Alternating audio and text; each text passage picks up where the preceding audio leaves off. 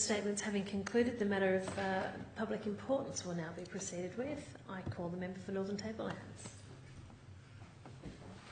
Thank you, Madam Temporary Speaker.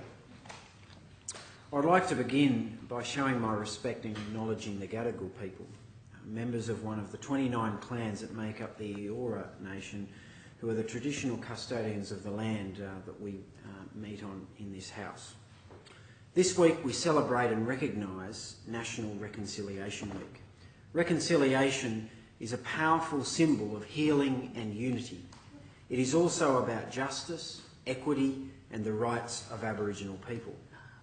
National Reconciliation Week is a truly significant time for all Aboriginal people that celebrates and builds on respectful relationships shared by Aboriginal and Torres Strait Islander people and other Australians.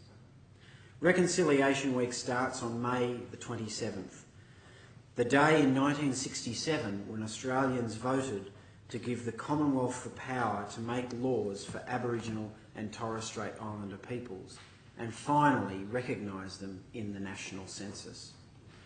This week is an opportunity for all of us to not only recognise past injustices, and there have been many, but to also recognise the importance of healing to the process of achieving real change and improving the lives of Aboriginal people. We should all recognise in this place that healing and intergenerational trauma and loss are real, they're significant and ongoing issues for many Aboriginal communities. But there are also many things for the Aboriginal community to celebrate. Reconciliation Week and NAIDOC Week, which is coming up in July, give both Aboriginal and non-Aboriginal people the opportunity to celebrate Aboriginal culture, heritage and the important milestones in our nation's history. The theme for this year's National Reconciliation Week is Our History, Our Story, Our Future. Our history is a reminder of the importance of historical acceptance in the reconciliation process.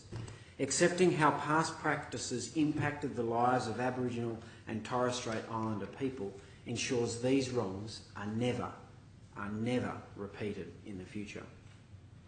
Our story is a way of reflecting upon our journey towards reconciliation. We can all make reconciliation part of our own story in our own lives each and every day. Our future is to reinforce that reconciliation is the way all Australians should move forward into the future together. Reconciliation Week is an opportunity to reflect on the milestones of the past, such as the 1967 referendum, but importantly, it is also a time to look to the future. I was very privileged on Sunday to participate along with 200 other people from around the Armidale district in the annual Armidale Reconciliation Week Bridge Walk, where we walk over Stevens Bridge in Armidale, symbolising bridging the gap between Aboriginal and non-Aboriginal Australians. I want to acknowledge the Armidale Antar group and Bar Finch Jeff Siegel in particular of that group, who always organise a wonderful event, barbecue, speakers and traditional Aboriginal dancing. I too want to acknowledge Uncle Steve Witters, a proud Anawan elder, a proud Anawan man, who, despite the loss of his sight, is a man that has great vision for the future of his people and the whole community moving into the future as one.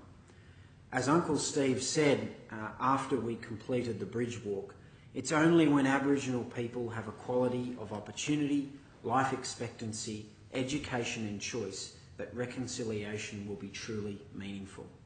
I couldn't say it any better than that. Madam Temporary Speaker, for the New South Wales Government, reconciliation drives the government's relationship with Aboriginal people. The government is committed to reconcile the past and to work in partnership to achieve improvements in Aboriginal people's social, economic, cultural and emotional well-being.